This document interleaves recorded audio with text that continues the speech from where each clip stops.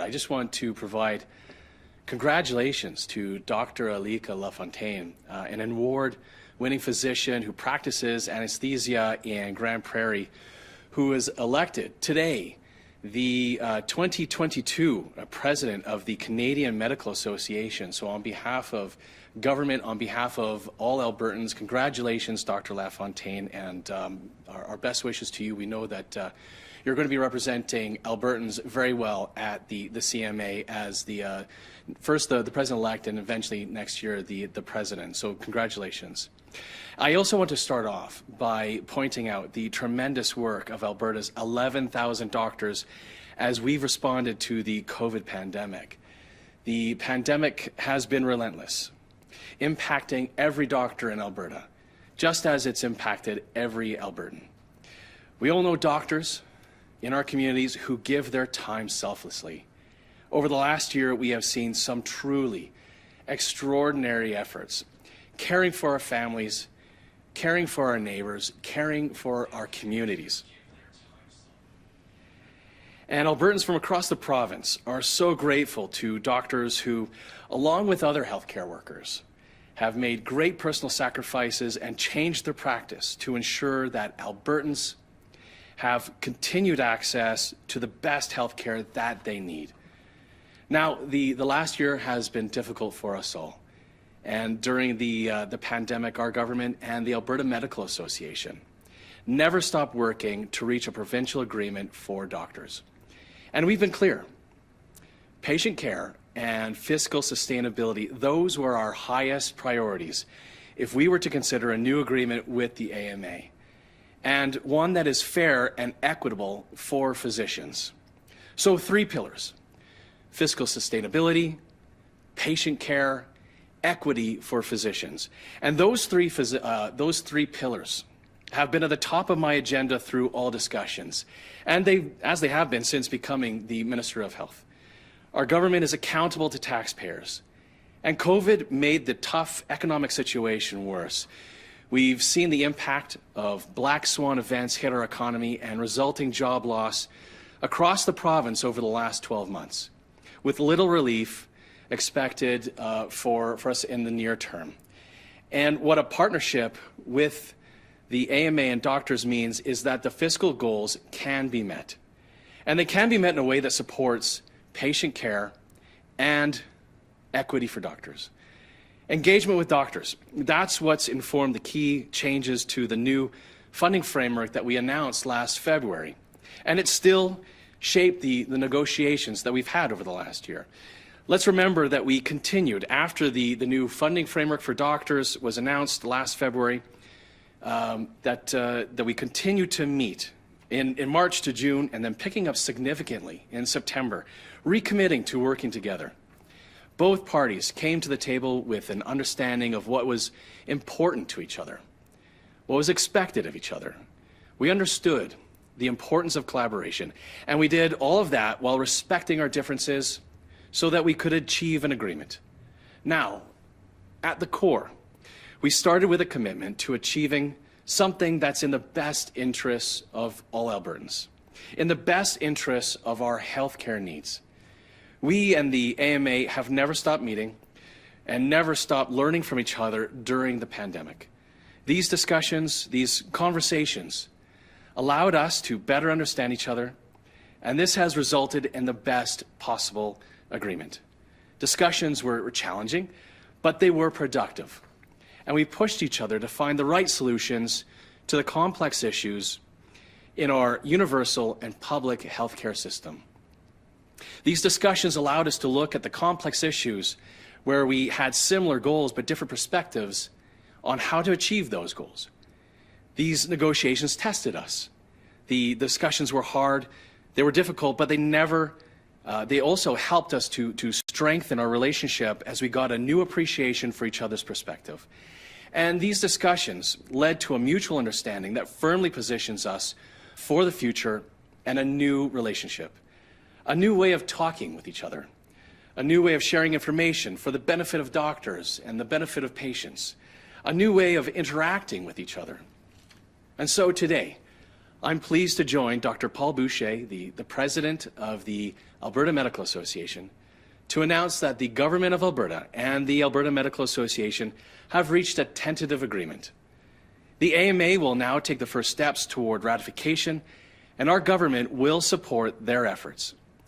I'd like to thank Dr. Boucher. I'd like to thank the AMA board. I'd like to thank as well their senior staff at the AMA for their continued work.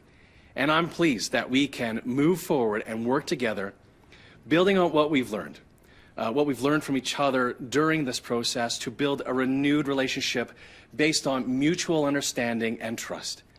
I'm confident that what we're presenting doctors with is an agreement that provides certainty, provides stability, and it does so in the best interests of patients, the best interests of doctors, and the best interests of all Albertans.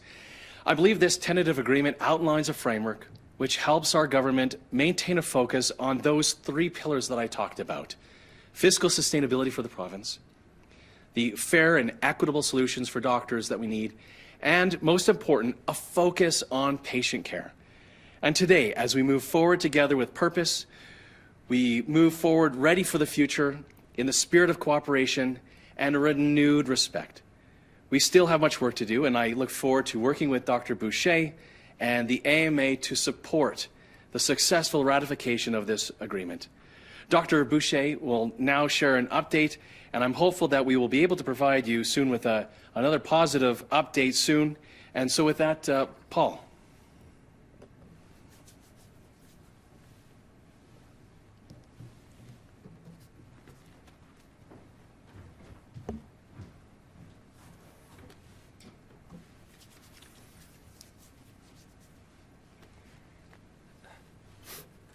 Thank you, Minister Shandro.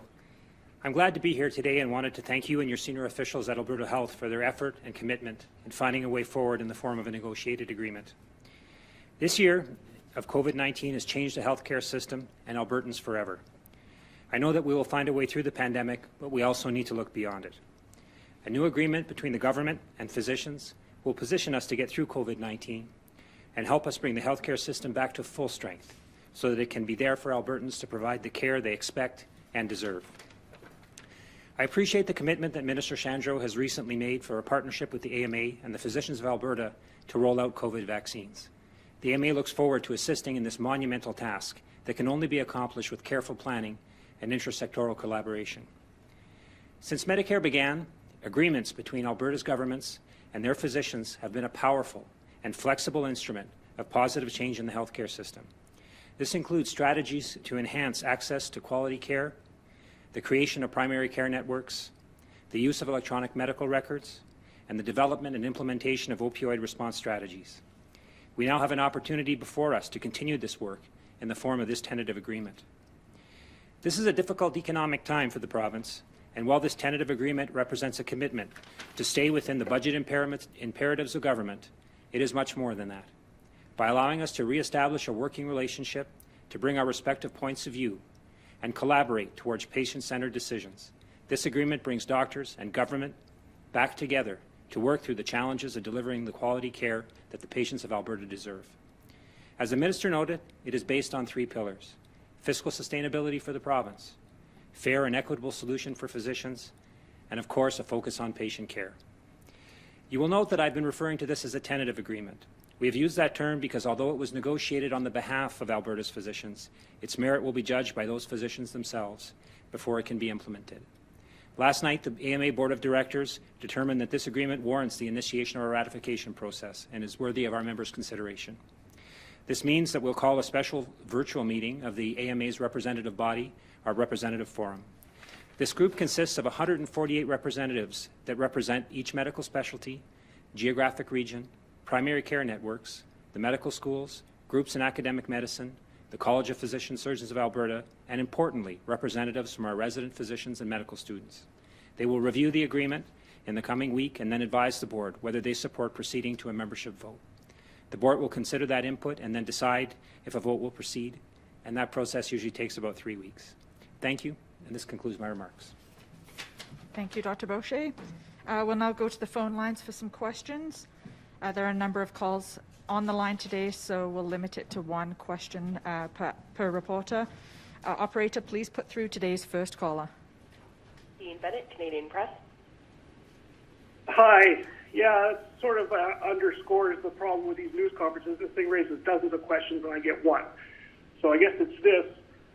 Dr. Boucher, the crux of the dispute before, when they canceled the master agreement, was you didn't have any real independent dispute resolution mechanism, no arbitration, and you didn't want to strike. Does this document include some sort of independent dispute resolution mechanism, such as arbitration, and what does this announcement say due to the lawsuit you have over the master agreement? Thank you for your question. I guess, the details that's within the agreement, to give respect to the process, I really am unable to share them. Obviously, that's a grave importance to the physicians of Alberta. And yes, the lawsuit is in fact, tied up with all this. I think the intention would be that if the agreement obviously addresses the issues within our lawsuit, then that would be we would let that go. So that's part of the whole process. But I think the details that's in the agreement, I think out of respect for the process, needs to go to our membership before we are able to share that with you. But thank you for your question. Dean, did you have one follow-up? Well, it's tied to the what we're going to see and how things are going to change for doctors within the document. But as Dr. Boucher said, you don't want to release that at this time. So appreciate the follow-up, but thank you. Thank you. Operator, could you please put through the next question?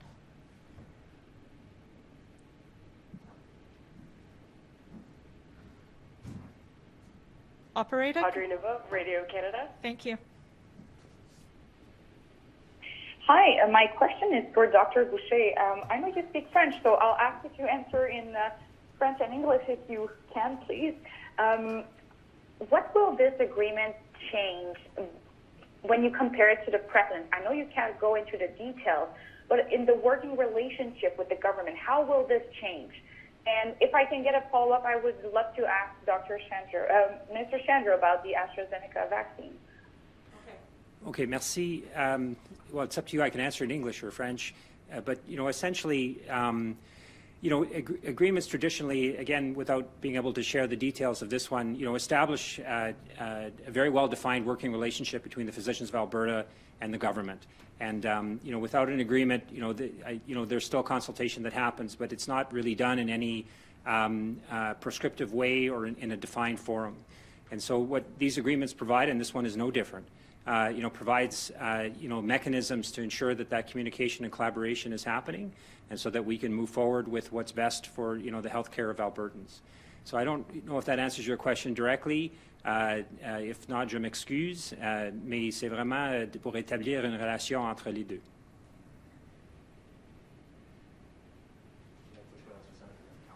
Yeah, so we'll now take the follow-up, Audrey. Yes, Monsieur Boucher, si vous pouvez juste redire ce que vous avez dit au complet en français, ce serait apprécié.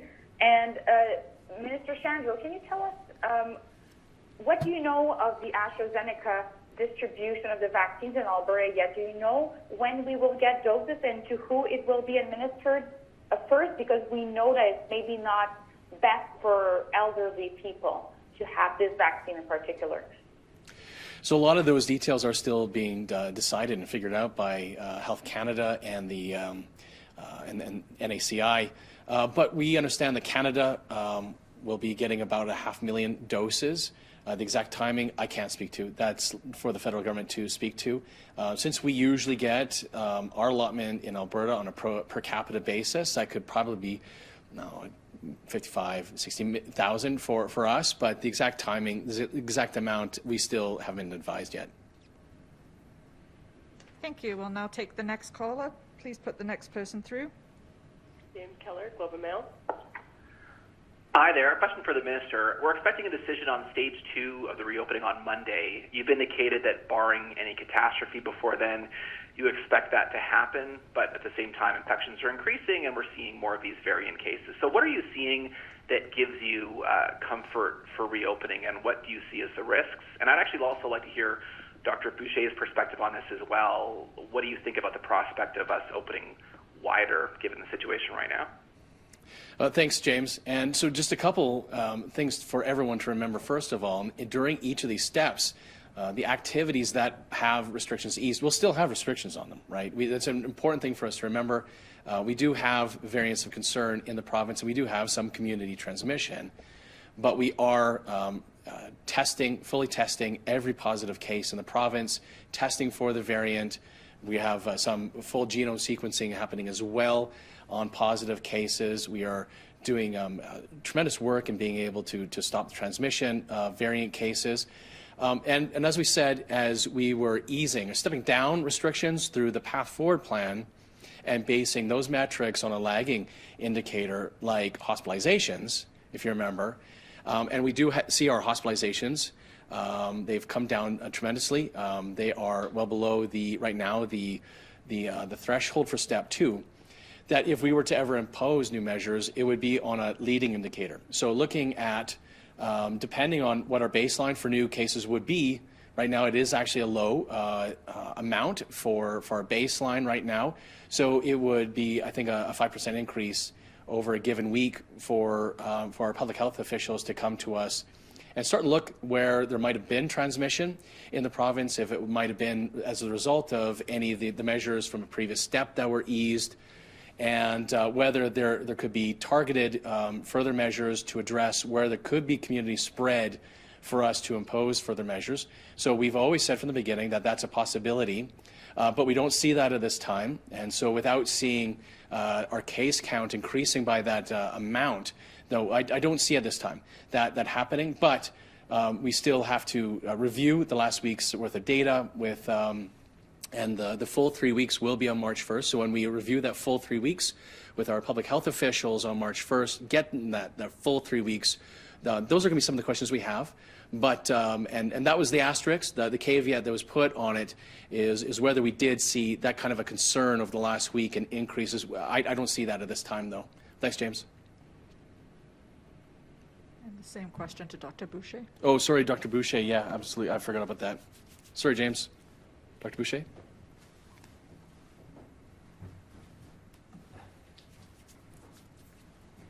Sure. Thank you, James. You know, I guess full disclosure, I'm not a public health expert, but I guess I have an opinion. The lockdown and you know, the effects of health on Albertans, you know, alongside the pandemic, you know, they're really all intertwined. And I guess what I've appreciated, you know, as a physician, as a citizen of the province is, you know, the transparency and the metrics that the Alberta government has chosen and how they've been reporting on them. You know, I think we're all anxious in many ways about the new variants, but we're also anxious to see some of the restrictions, you know, lifted and trying to get back to, you know, some kind of what the new normal might look like. So, you know, I don't really have a comment beyond that other than to say, you know, I appreciate the transparency and what the government's trying to do and to know that we're keeping a close eye on what's happening with the plan to move backwards if that's needed. Thank you. Thank you, Operator. Could you please put through the next caller? Our next question comes from Bill Fortier, CTV. Hi, folks. Since we're not guaranteed to follow up, I'm going to try to ask two at the same time here. First one's a bit of an easier one. I know you can't give us details, but can you tell us, and this is to both of you, if this tentative agreement works out to base salary the same amount for doctors, less or more than the previous agreement? Second question is, and again, this is for the minister, and I'm hoping for Dr. Boucher's response. In the budget yesterday, we're seeing AHS salaries, non-physician salaries and wages going down over the next 3 years, but full-time equivalency is going up. So I can't imagine that means anything but pay cuts. So I'm wondering from Minister Shandro, who's going to be getting a pay cut? Is it nurses or who is it? And how much should they expect their pay cut by? And again, a response from Dr. Boucher to that. Thanks, Bill. And so first of all, and most importantly, to correct something really, really important, and it's that our physicians are not employees, and they aren't paid salaries, and that's a key pillar of why we have an agreement with a tentative agreement with the Alberta Medical Association, because they are 11,000 vendors who provide patient services to patients on behalf of government. And I think about 89% of our billing for physicians is through fee-for-service. They aren't paid salaries. So to a great extent, how much a physician bills in a given year depends on the amount of referrals they might get. If they're a specialist, could depend on if they're a family physician. It depends on whether they're in a major urban or in a rural setting, but how many times their patients come to see them. And so they are not paid salaries, but we have said in this agreement that there are opportunities for us to continue to work within what we've budgeted for physicians, but also that we've said to the physicians through the AMA that we're not rigid on that there are opportunities if there's a government priority to, like the Alberta Surgical Initiative, to be able to work with the AMA on those types of priorities it's a government direction. And so the second question about AHS salaries, that's a question for Minister Taves. I'm going to defer to him.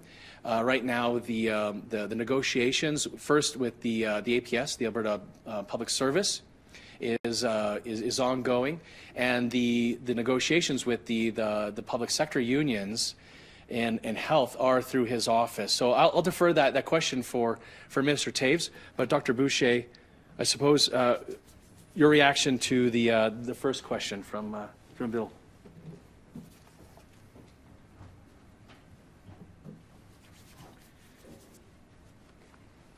Thank you. So just for comment, I suppose, there's been no secret that we've been, engaged in a discussion around a budget-based agreement.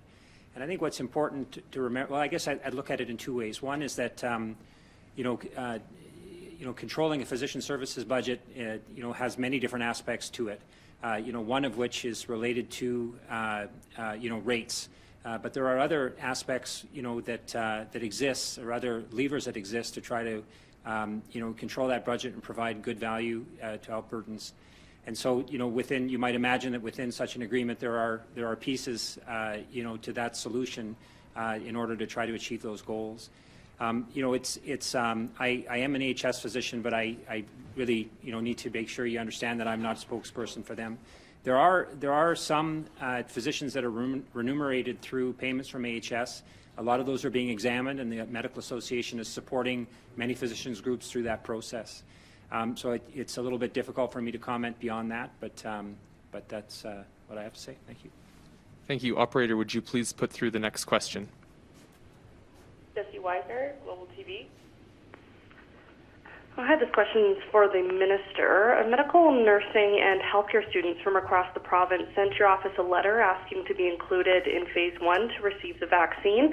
Other provinces have vaccinated these students because they're in hospital doing clinical rotations, and federal vaccine guidance says they should be included in Stage 1 of the rollout. Is this under consideration to include them, especially now with the AstraZeneca's approval? And just in case they don't get a follow-up there, I wonder if there will be any changes at all to the rollout plan given AstraZeneca's approval. Well, maybe I'll start with the second question first, and just to say that we do have to meet with our public health officials to be able to get their advice on this. I think I was a little bit surprised that Health Canada did approve it for folks who are 65 and older. I understand questions about the amount of evidence that we have for folks who are 65 and older. So I look forward to getting that advice in from our public health officials here in Alberta to understand how and whether there should be any changes to Phase 2 priority groups. But you're asking about Phase 1 and whether people would be included in Phase 1. Phase 1 is, especially for our healthcare workers, I think substantially completed for first doses. Whether they would be included in, I think there are opportunities for those who are providing direct patient care to be included in 2C. Whether there's a concern of them not being included in 2C, I would defer perhaps to Dr. Henshaw to be able to answer that question. Thanks. Thank you. Operator, would you please put through the next question? Tom Ross, 660 News. Hi. Just wanted to ask about the vaccine rollout as well. We've seen very long lines of seniors who are waiting to get their shots, even though they have made timed appointments. Is there any advice that you can offer to, cut down on these lines and maybe kind of speed up the process if it's possible? Well, first of all, just for everybody to understand, there are no shortages of the vaccine for those appointments. That if you made an appointment, there is a vaccine for you. So there's no need. I do appreciate the anxiety that people have, and especially for these folks who are included in this this cohort of people who are getting their vaccines. And so everybody wants to be able to show up early, and they want to make sure that they're going to get their vaccine. I hope everybody understands they will get that vaccine with that appointment. There's no need for them to have that anxiety, but I do appreciate it, I do understand it, and I do sympathize with it.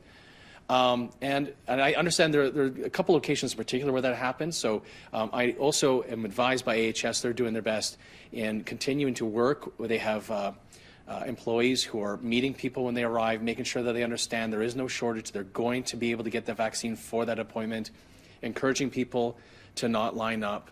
And the vaccines and those appointments are the ones that are for those vaccines that have been allotted. So this is also, and just remind people, because you asked a question, Tom, about speeding up. By the way, I think we hit a record yesterday.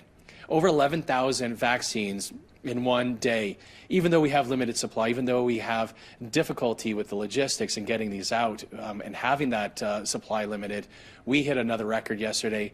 We're also providing vaccines for these folks much more quickly and before other provinces are, for people who are 75 and older. There are some provinces who haven't even started for 85 or 80 and over yet.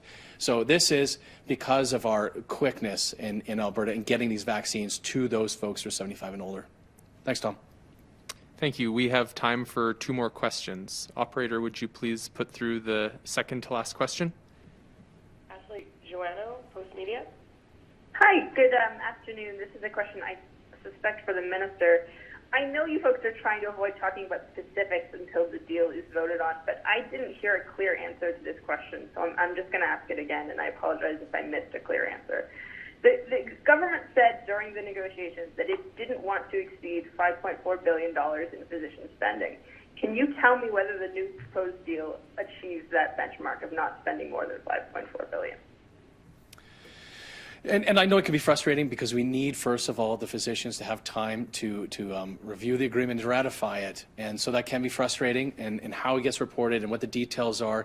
What I can say is that and as we said for the last year, that the opportunity for an agreement with the AMA was to be able to work with them in providing predictability and stability for our physicians. That's when I meet with physicians, the number one thing that I hear. How can this framework and how can an agreement within that framework provide me with predictability, provide me with stability, and when it comes to rates, when it comes to the budget, and when it comes to pressures that certain physicians and their practices might feel with inflation growth and or priorities for government like the Alberta Surgical Initiative.